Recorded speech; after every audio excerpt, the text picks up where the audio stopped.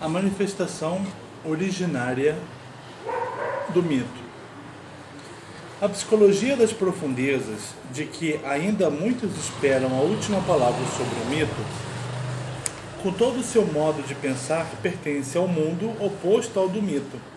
Ela impele o homem de volta para si mesmo, apartando-o do espírito divino que irradia do universo patente. Neste sentido, é legítima filha de nossa época, de um mundo desacralizado onde se diz natureza, referindo-se a noções intelectuais e experimentos científicos, e fala-se em ser quando se está a analisar estados de alma. Assim é que se fala de mito e do eterno retorno das formas primigênias, quando a alma enferma, isolada, apartada da luz, sonha encerrada em si mesma.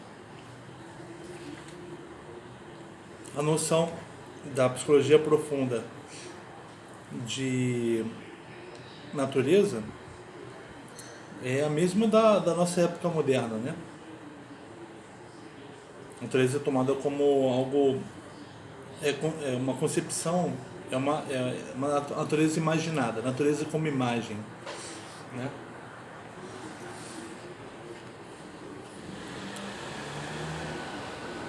É uma concepção, natureza como concepção, e não como fenômeno.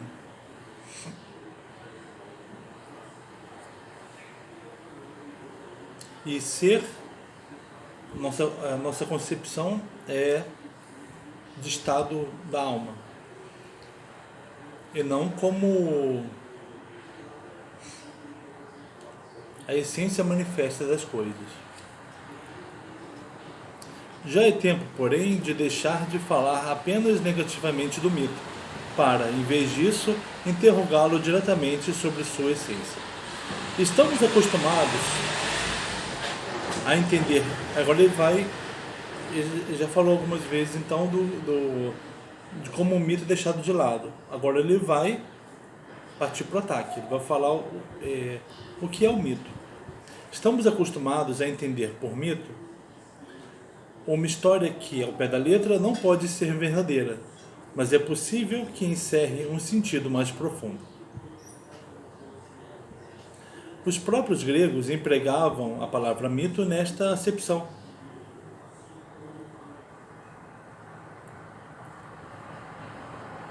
O Sócrates de Platão inventa mitos dessa casta a respeito do além e dos destinos da alma humana, e declara expressamente que seria absurdo acreditar serem as coisas exatamente como eles dizem. Por outro lado, julga poder afirmar sem risco que as coisas transcendentes a nosso conhecimento seriam mais ou menos desse jeito. As coisas transcendentes ao homem são inacessíveis ao homem. Resta a ele lidar com mitos, com coisas que não podem ser verdadeiras, mas que têm uma verdade profunda, um sentido profundo. A concepção aqui então não é a importância do mito, é o sentido que ele tem, não que ele seja verdadeiro ou falso. Se for perguntar para o Sócrates, ele vai dizer que não dá para dizer que as coisas realmente aconteçam do jeito que ele fala no Fédon, que ele está tranquilo antes de morrer, porque a alma dele pode ser que vá para um lugar que seja bom, onde estão Homero, Aquiles, com quem ele quer conversar. Pode ser que ele não sabe como vai acontecer, mas provavelmente é algo parecido com aquilo. Então, a preocupação dele, do Sócrates e do grego antigo com o mito não era de se aquilo era verdadeiro, mas com o sentido daquilo. Ele queria se aproximar do sentido de como as coisas realmente aconteciam, de como as coisas realmente eram. Se aproximar o quanto o homem era capaz de se aproximar disso. Já a época dos grandes mitos, ela própria, há de ter pensado de um modo muito diferente. Pois, deixando de lado tudo o mais, o termo mitos, cujo significado não é outro senão palavra, originariamente não designa a palavra que fala do passado, e sim a que fala do real. No entanto, esses grandes mitos viriam a afigurar-se tão inverossímeis às épocas posteriores que só lhes restaria a escolha entre duas alternativas: considerá-los absurdos ou, no caso dos mitos filosóficos, atribuí-los a uma elucubração fantasiosa. Mitos são palavras que não designam, que não falam do passado, a palavra que não fala do passado, mas a palavra que fala do real.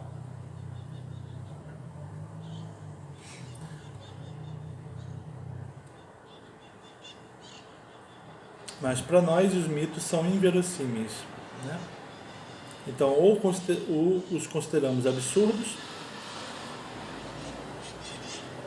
os mitos, e no caso das filosofias, como elucubrações fantasiosas. Também nós costumamos pensar assim: chamamos de mito a todo relato sério que está em conflito com nossos conhecimentos acerca dos processos naturais. Se, no Antigo Testamento, o sol se detém por ordem de Josué, ou as muralhas de Jericó se desmoronam ao som das trombetas dos israelitas, se nos evangelhos os mortos ressurgem e os demônios são expulsos, a tudo isso chamamos hoje em dia de mítico, porque nós sabemos que os demônios não existem, conforme acaba de nos assegurar o prócer da desmitologização.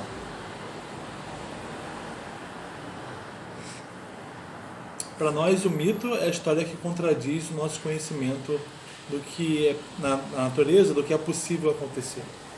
Para nós, o mito é aquilo que é impossível de acontecer.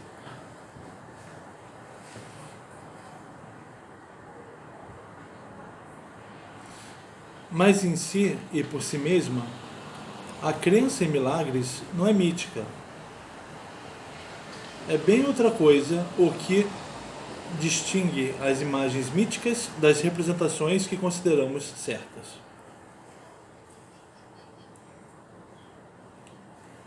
E não foi sem consequência o fato de se ter deixado de perguntar se, afinal, todos os enunciados chamados de míticos são da mesma casta, ou se entre eles caberia distinguir um grupo com um teor específico tal que, a rigor, só ele pode ser chamado de mítico no sentido estrito do termo, enquanto todos os demais supostos mitos teriam recebido esta designação apenas em virtude de semelhanças superficiais. Assim como os povos primitivos de hoje, as culturas antigas distinguem entre seus relatos fantásticos um grupo especial, não porque eles sejam especialmente prodigiosos, mas sim porque se revestem do caráter do sagrado. Esta distinção não se baseia unicamente na tradição ou na dignidade aparente de um modo de pensar arcaico. O mito propriamente dito, de fato, possui uma natureza incomparável. É dinâmico, dotado de poder e intervém na vida plasmando-a. Ele está falando aqui de uma distinção que se faz pegando aquilo que se considera mito entre os mitos no sentido estrito de palavra que fala o real e aquelas palavras que não falam o real, né? Que só se parecem com as palavras que falam o real, mas elas são apenas histórias. Ele está falando de distinções que as culturas míticas fazem, né? Trata-se, no caso, de coisa muito distinta da influência que, conforme a experiência ensina, ideias supersticiosas são capazes de exercer. Neste caso, há uma autêntica produtividade.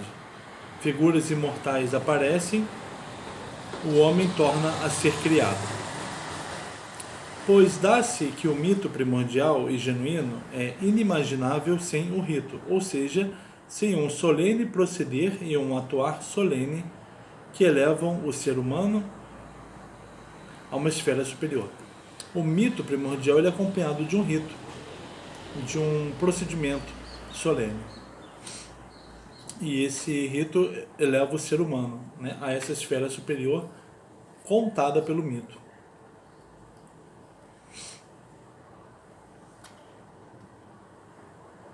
Ou revelada pelo mito. Distintas épocas pensaram diferentemente sobre a relação entre mito e culto. A princípio, subentendia-se que o mito precedera, e o rito o seguira como uma espécie de representação. Na era dos métodos de explicação racionais e técnicos, essa relação inverteu-se. Considera-se hoje primordial o rito, cujas formas costumam ser arcaicas, enquanto o mito procede de tradições mais recentes. Acreditou-se poder explicar o rito a partir da magia, vendo no mito uma explicação fantástica dos atos pragmáticos do culto, que se teria deixado de compreender enquanto tais.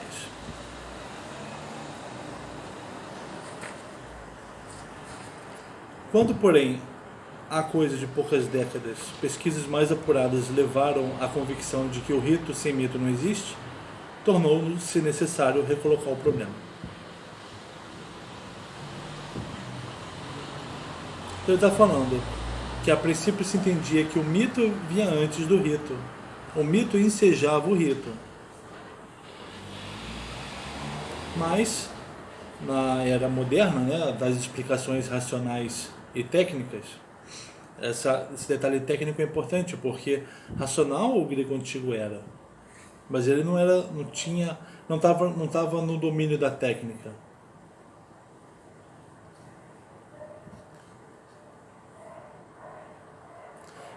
Para essa visão, ao contrário, o rito ele existia, ele tinha um sentido pragmático. É para obter algo, que a natureza me dê algo favorável. E o mito é posterior, como uma interpretação desse rito. Aí ele está dizendo no final do parágrafo que não há mito separado de rito, eles são concomitantes. Era já impossível volver a concepção anterior do rito como uma mera representação do mito. Pois, como nos mostram os procedimentos rituais ainda hoje preservados, o rito não é de modo algum uma mera imagem do acontecer mítico, mas sim este mesmo acontecer, no sentido pleno do termo. Se assim não fosse, dificilmente se poderia esperar dele efeitos salutares. O erro reside na colocação do problema, na pergunta pela relação de dependência. Rito autêntico sem mito não existe, assim como não há mito autêntico sem rito. No fundo, os dois são a mesma coisa. Isto é de importância decisiva para a compreensão de ambos.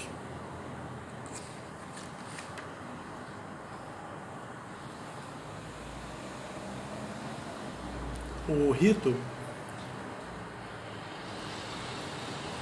ele não é uma encenação do mito. O rito, ele é o mito. Ele é o acontecer divino. Ele é uma prática social e também é um acontecer divino.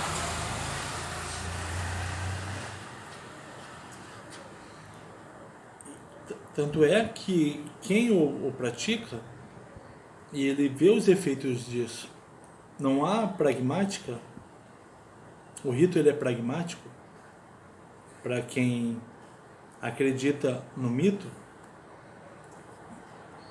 porque ele está refazendo o mito. Por isso é pragmático. O Deus está agindo.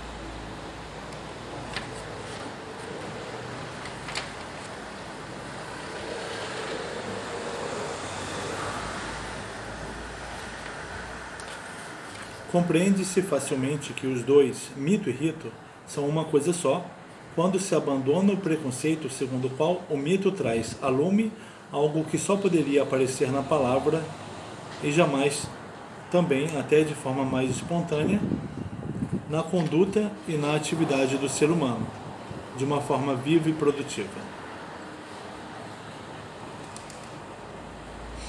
Recordemos a comovente santidade dos gestos rituais, das poses e movimentos, a linguagem magnífica dos templos e das imagens divinas.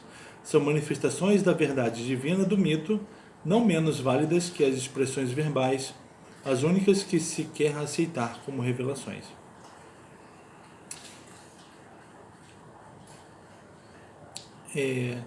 É um preconceito que entende que o mito é que traz a lume, o mito é que faz a revelação divina. É um preconceito contra a atividade ritualística.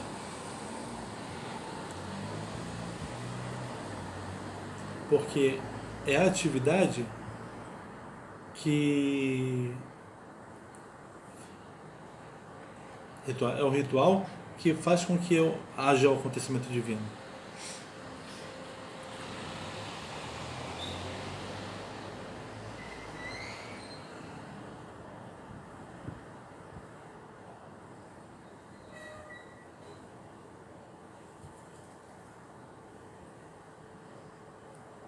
Então, não há uma oração para o grego antigo querendo que o Deus se manifeste. O Deus se manifesta com todo o ritual, com a procissão, com o sacrifício, com o comportamento, a conduta diária do homem. Tudo isso já é ritualístico para o grego antigo. Tudo isso é conforme o que os deuses querem. E tudo isso faz os deuses aparecerem.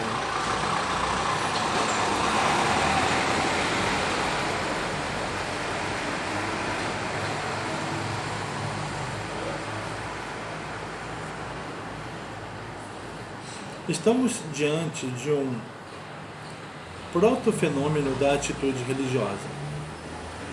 Seja como gesto, ato ou palavra, ela corresponde ao desvelar-se do ser sacrossanto da divindade.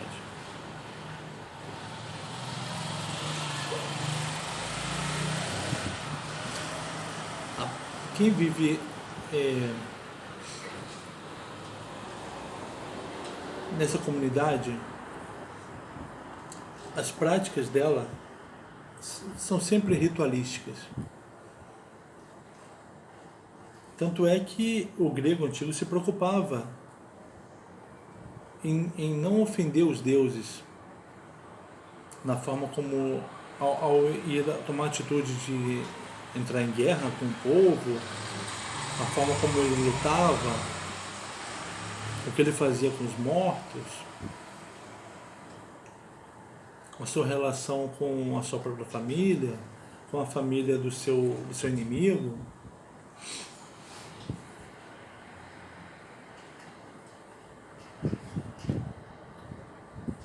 No mito verbal, ela vem a lume como figura, e mais ainda, com insondável profundeza de pensamento, como figura antropomorfa. Assim ela se acha no centro de todo mito autêntico.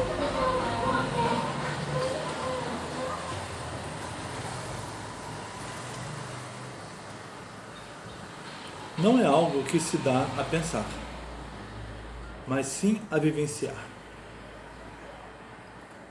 Contudo, o que a rodeia no mito é prodigiosa, ou antes é o prodígio, não por contradizer as leis da natureza, mas por pertencer a um domínio do ser diverso de tudo quanto é pensado e determinado pelo pensamento. Você vê o Thomas Martin, historiador, ele disse que metade dos dias do ano do grego eram voltados a rituais religiosos. Mas não, toda a vida, todo o tempo dele era voltado aos deuses. Porque os deuses eram vivenciados. A vida deles, a experiência da vida deles, os deuses faziam parte dessa vivência.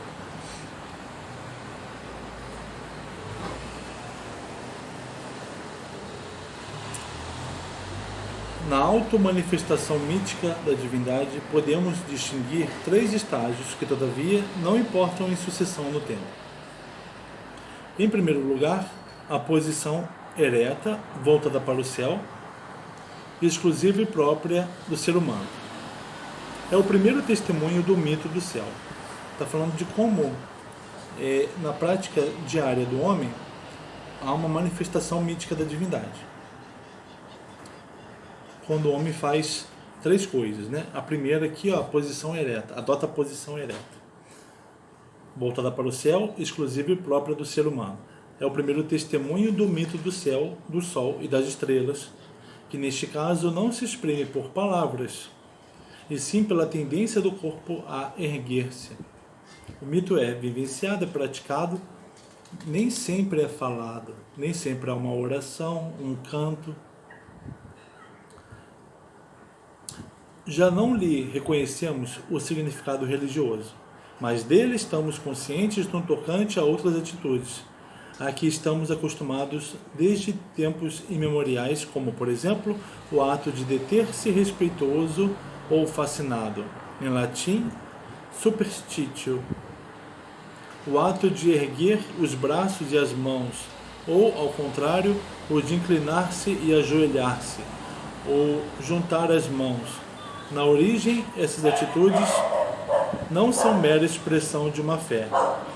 São a revelação do divino no ser humano. São o próprio mito a manifestar-se. Essa postura do homem, essa corporalidade ereta, ajoelhado, mas enquanto ajoelhado, ereto, de pé, parado respeitosamente, supersticiosamente, erguendo os braços, juntar as mãos, esse gestual, ele é a manifestação do mito. A manifestação da divindade no ser humano. Você pode dizer, mas o homem fica em pé mesmo, né? Isso é da natureza dele. Sim, mas a natureza do homem não é separada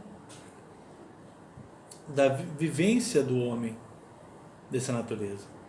A vivência do homem é mítica. Então, se a natureza do homem é ereta, diferente da do animal, nisso ocorre a experiência mítica. Em segundo lugar, vem a manifestação do mito enquanto figura no movimento e no fazer do homem. A marcha solene, o ritmo e a harmonia das danças e outras coisas do gênero, tudo isso são autorrevelações de uma verdade mítica que quer vir a lume.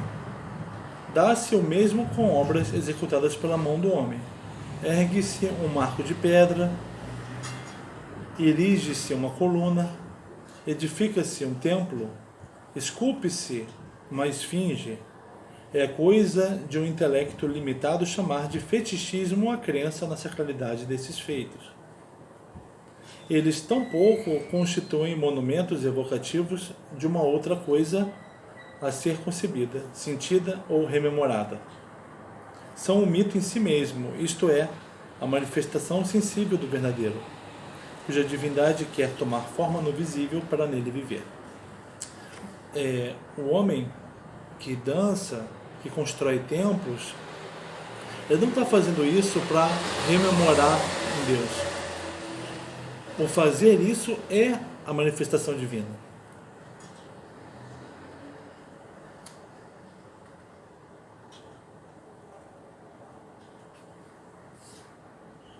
Porque a divindade, ela é quando ela se manifesta.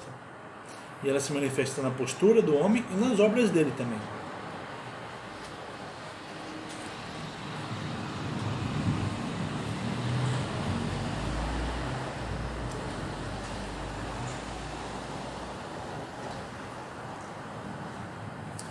Os atos litúrgicos são-nos mais compreensíveis. Só agora então ele vai falar de atos litúrgicos. Primeiro ele falou de gestual, falou das obras do homem, agora é que ele vai falar dos atos litúrgicos. Então, as ações humanas em meio a essa vivência mítica são todas, né? Quando se mostra como gesto solene em uma cerimônia religiosa, um feito salvador está menos exposto a ser mal interpretado do que quando se apresenta na forma de um enunciado. Pois, nesse caso, na enunciação, pode-se julgar que se exprimem apenas fatos pretéritos, há muito transcorridos. Ora, nada falseia mais o mito de que essa ideia. Quão melhor o compreendeu o genial amigo do imperador Juliano, quando disse: isto não ocorreu jamais, sempre é. No tocante a nossos atos religiosos, tampouco se extinguiu de todo o sentimento de que eles são mais do que meras festas comemorativas.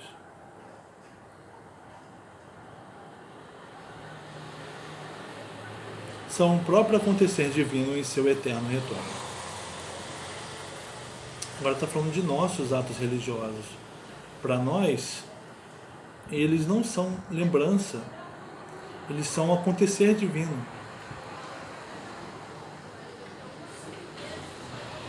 Por isso que eles não são são só baseados em orações, em palavras, porque delas se poderia dizer que se referem a um passado.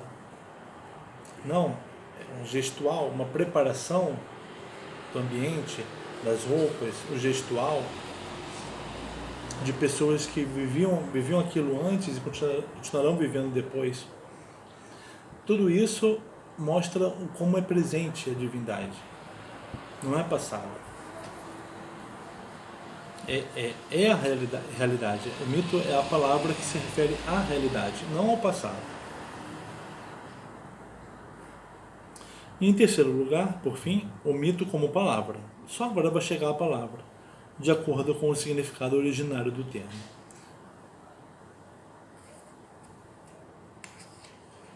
O mito, então, ele começa muito antes da palavra, né?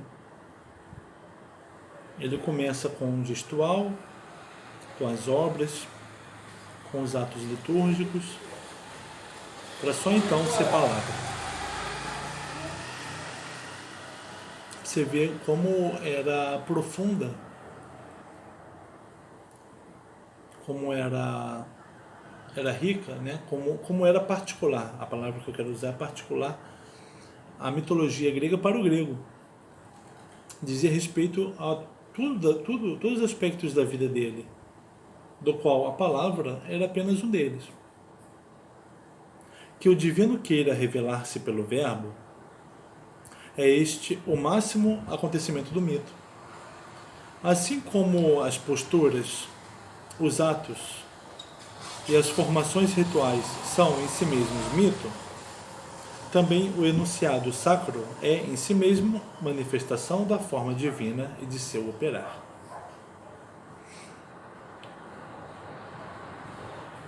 Os desconhecedores do mito já na antiguidade consideravam escandaloso o fato de essa forma ser antropomórfica. Hoje, o escândalo é ainda maior. Imputam ao mito desinteligência e não se dão conta de quanto são faltas de entendimento suas próprias premissas. Estimam necessário pensar o divino como em si mesmo, livre de toda corporeidade. Mas não terá o divino de fazer-se humano quando quer revelar-se aos homens?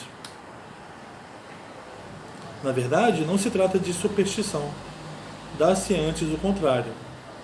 Aparecer o divino ao homem, mostrando-lhe um rosto humano, é o sinal da revelação mais autêntica. Está falando que o mito, desde a antiguidade, era acusado de antropomorfização dos deuses. Só que o que não se percebe até hoje é que o mito, os deuses, eles são corpos espirituais. E corpos com o aspecto do homem. Corpos imortais, corpos muito belos, mas corpos semelhantes ao do homem. Porque os deuses, eles são a manifestação espiritual do homem e de tudo que existe. Então o que se tem é uma teomorfização do homem. Os mitos são isso.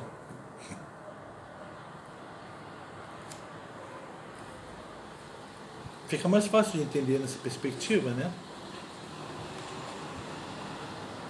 Sair da perspectiva de que os deuses são antropomórficos.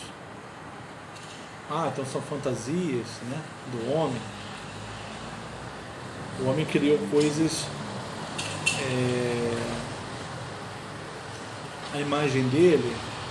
O homem se fantasia maior do que ele é. Não, para quem tem essa experiência do mito, essa experiência viva do mito, em tudo o que ele faz, na sua comunidade, na sua terra, na terra em que ele habita, a riqueza da realidade,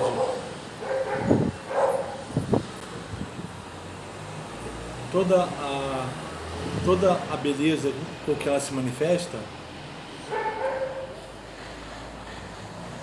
ela é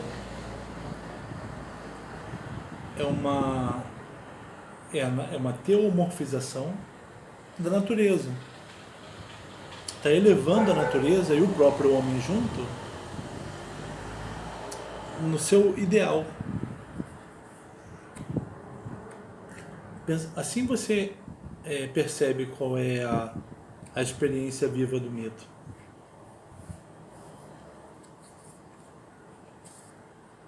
Como o homem e tudo que existe pode ser pensado no seu grau máximo de beleza, perfeição. Isso é a proposta do mito grego, né? É a teomorfização. É importante a gente pensar no ideal para conseguirmos melhorarmos a nós mesmos. Se você não tem um ideal, como é que você vai melhorar você mesmo? Se você acha que o homem é isso aí e você o conhece completamente, não tem no que ele mudar, não tem no que ele melhorar. Mas se você pensa em homens divinos, em aspectos da natureza divinos, existentes, se manifestando, com expectativas em relação a você, você procura fazer o melhor. Você melhora a sua vida, você quer melhorar a vida da tua comunidade, você quer melhorar o planeta.